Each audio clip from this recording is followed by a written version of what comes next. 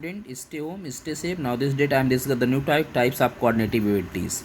Many more types of coordinative abilities, 6-7 types. First, orientation ability. It is the ability to determine the position of the body and its part in time and space in relation to gravity, moving object like ball, opponent, partner, playing field, etc. This ability depends on functional capacity of sensory organs like eyes, kinesthetic sense organs, etc. It means जो orientation abilities है, अनुस्थापन योग्यता, यह हमारे body की, यह हमारे शरीर तथा इसके अंगों की गुरुत्वाकर्षण मीन्स सेंटर ऑफ ग्रेविटी, गतिशील वस्तुओं मीन्स जो डायनेमिक ऑब्जेक्ट्स हैं लाइक बॉल या अपोनेंट, गेंद या प्रतिद्वंदी, आपका पार्टिसिपेंट मीन्स भागीदार तथा खेल के मैदान इत्यादि से परस्पर समय एवं स्थान की स्थिति के अनुसार टाइम और सिचुएशन के अकॉर्डिंग स्वयं को अनुकूल बनाने की योग्यता है।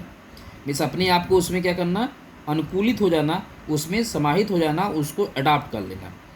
यह योग्यता आँखों, आपकी आइज़ एंड आपके सेंसरी ऑर्गन्स, इस स्पीडली सेंसरी ऑर्गन, गत संवेदी इंद्रिय अंगों आदि की क्रियात्मक क्षमताओं पर निर्भर करती है।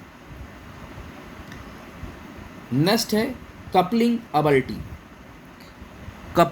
Ability. Coupling ability is the ability to combine the movements of different body part for performing perfect sports movement. This ability is very significant for approximately all sports, but especially in team games, gymnastics and competitive sports, boxing, wrestling, etc. For example, in boxing, the movement of hands, head, trunk and feet are essential to couple to achieve a certain goal. Means coupling ability में संयोजन योग्यता।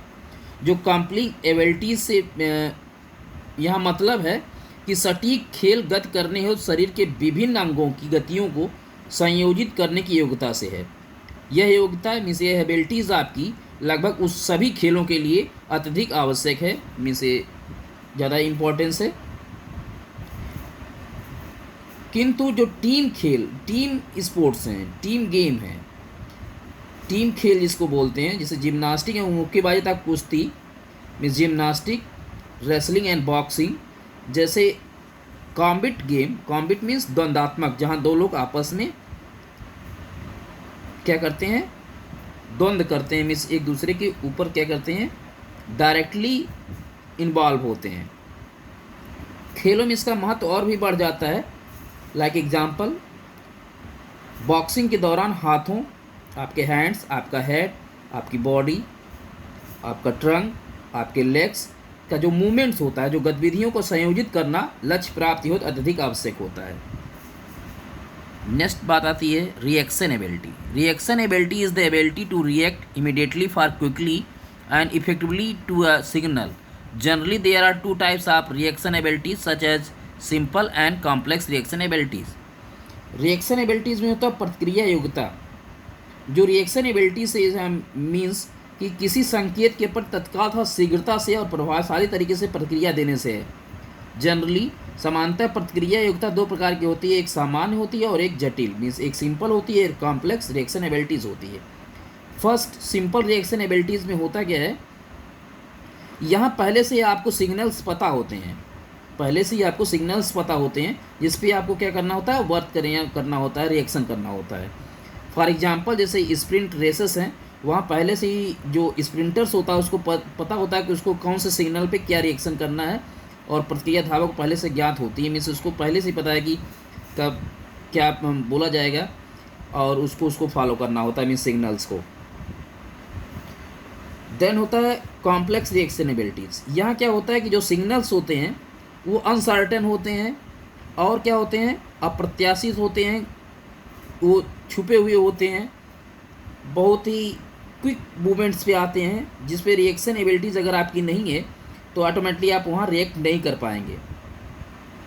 ये पहले से आपको पता नहीं होगी, एट टाइम एट मोमेंट इसको किया जाता है, और ये आपका साथी प्लेयर कर सकता है, आपका कोच आपको सजेस्ट कर सकता है, कोई भी, या वो ऑब्जेक्ट सजेस्ट कर सकता है जो आप खेल रहे हैं, चाहे क्रिकेट खेल रहे हैं, फुटबॉल खेल रहे हैं, हॉकी खेल रहे हैं। लाइक जब क्रिकेट की बात आप करते हैं तो वहाँ बॉलर बॉलिंग करता है और बैट्समैन बैटिंग करता है। तो जब वो बॉलिंग करता है तो ये पहले से पता नहीं है कि इसका क्या जो है कि कहाँ हम फेंकेंगे, ये नहीं पता होता। तो उसको क्या करना होता है, बैट्समैन को उसको जज करना होता है, उस पर कॉम्प्लेक्स रिएक्शन एबिलिटीज़ के थ्रू क्या करता है, उसको जज करता है और उस पर वो अपना शॉट खेलता है। उसी तरीके से बास्केटबॉल और फुटबॉल में भी क्या होता है, अपोनेंट्स से निपटने के लिए ये सारी एक्टिविटीज़ को, जो कॉम्प्लेक्स रिएक्शन एबिलिटीज़ को यूज़ किया जाता है, ये इसके मीन्स होते हैं। नेक्स्ट आती है balance abilities. Balance ability is the ability to maintain balance during complete body movement and to regain balance quickly after the balance disturbing movements. It can also be defined as the ability to control the body position either in stationary position, that is a handstand or parallel bars or horizontal bars, or while moving, that is water skiing and performing on the balancing beam. This types of ability is required in most of the games and sports. Balance abilities means होता है संतुलन योग्यता। तो means balance abilities से यहाँ इनका मतलब है कि पूरे शरीर की गतियों के दौरान संतुलन बनाए रखने तथा संतुलन बिगाड़ने वाली गतियों के उपरांत तीव्रता से पुनः संतुलन पाने की योग्यता से है। अगर आप कोई एक्टिविटीज़ कर रहे हैं और आपका बैलेंस गड़बड़ हो गया, मीन्स वो बैलेंस नहीं हो पाया आपका बॉडी, तो फिर से आपको उस बैलेंस में आने के लिए तुरंत आप क्या करें, अपनी बॉडी को बैलेंस कर लें, तो यही बैलेंस एबिलिटीज़ कहलाती है। ये सारे स्पोर्ट्स के लिए क्या होती है, इम्पॉर्टेंट होती है। जैसे लाइक कि आप क्या करते हैं, पैरेलल बार्स पे, हॉरिजॉन्टल बार्स पे क्या करते हैं, अपने हाथों के बल खड़े होने की स्थिति में आप देखते हैं ऐसा होता है।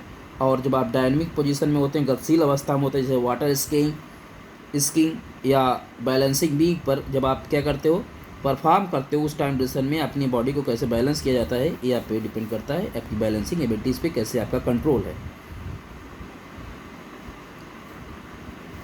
ये सारी स्पोर्ट्स में यूज़ होती है।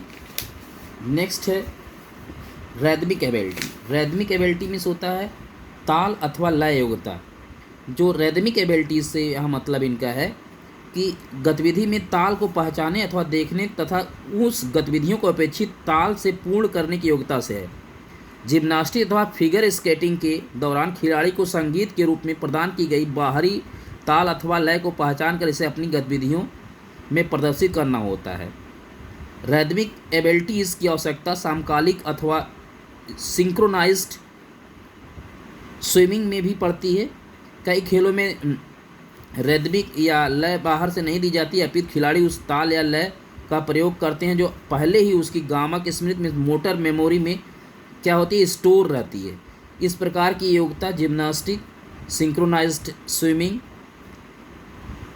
गोताखोरी, फिगर स्केटिंग, आज बहुत सारे ऐसे महत्वपूर्ण गेम्स आज महत्वपूर्ण होती है। स्पेशली इन गेम्स में ये रैदमिक एबिलिटीज़ होती है। और रिदम में क्या है, आपको पीटी परफॉर्मेंस होता है, पहले से पता है कि आपको रिदम में कंट्रोल में करना है, आपको डांसिंग करना है, तो ये सब क्या होते हैं, रैदमिक एबिलिटीज़ होती हैं आपकी, डांसिंग एक्सेट्रा। नेक्स्ट बात आती है adaptation abilities. Adaptation ability is the ability to adjust the change the movement effectively on the basis of changes or anticipated changes in the situation. The change in situation can be expected on one or can be sudden or unexpected one. In other words, it can be said that it is the ability to solve motor tasks effectively in spite of change on changing situation. It means जो adaptation abilities होती है, अनुकूलन योग्यता इसको बोलते हैं। तो यहाँ एडेप्शन एबिलिटीज़ से इनका मतलब है कि जब अनुकूलन योग्यता से तात्पर्य परिवर्तनों अथवा स्थिति में संभावित परिवर्तनों के आधार पर प्रभावशाली तरीके से गति को समायोजित अथवा परिवर्तित करने की योग्यता से है। स्थिति में यह परिवर्तन पूर्व अपेक्षित भी हो सकते हैं अथवा अचानक अथवा अनापेक्षित भी। दूसरे शब्दों में यह भी कहा जा सकता है कि यह परिवर्तित अथवा परिवर्तनशील परिस्थितियों के बावजूद प्रभावशाली तरीके से गत्यात्मक या गामक कार्य निष्पादित करने की योग्यता है। नेक्स्ट है Differentiation abilities. Differentiation ability is the ability to achieve a high degree of accuracy and economy of separate body movement and movement phases. In a motor action, the high level of the abilities depends on experienced movement and the degree of mastery our motor action. It means जो differentiation abilities होती हैं, विभेदन योग्यता, जो differentiation abilities से मतलब है कि गामक क्रिया के दौरान उच्च दर्जे की सटीकता अथवा शरीर की अलग अलग गतियों की मितव्ययता तथा गति पड़ावों से है। इस एबिलिटी का उच्च स्तर मीन्स हाई लेवल गतियों के अनुभव तथा गामक क्रियाओं में निपुणता के स्तर पर निर्भर करती है। तो ये सब क्या है, एबिलिटीज़ के पार्ट हैं, टाइप्स हैं कोऑर्डिनेटिव एबिलिटीज़ की, जिसके थ्रू क्या करते हैं हम अपने मूवमेंट्स को कोऑर्डिनेट करते हैं और अपने नर्वस सिस्टम से इसको क्या करते हैं पूरी तरीके से कोऑर्डिनेट करते हैं, जिससे हमारी कोऑर्डिनेटिव एबिलिटीज़ बढ़ जाती है। और जब आपकी कोऑर्डिनेटिव एबिलिटीज़ बढ़ती है तो ऑटोमेटिक आपका स्पोर्ट्स परफॉर्मेंस अच्छा होता है। Thank you student.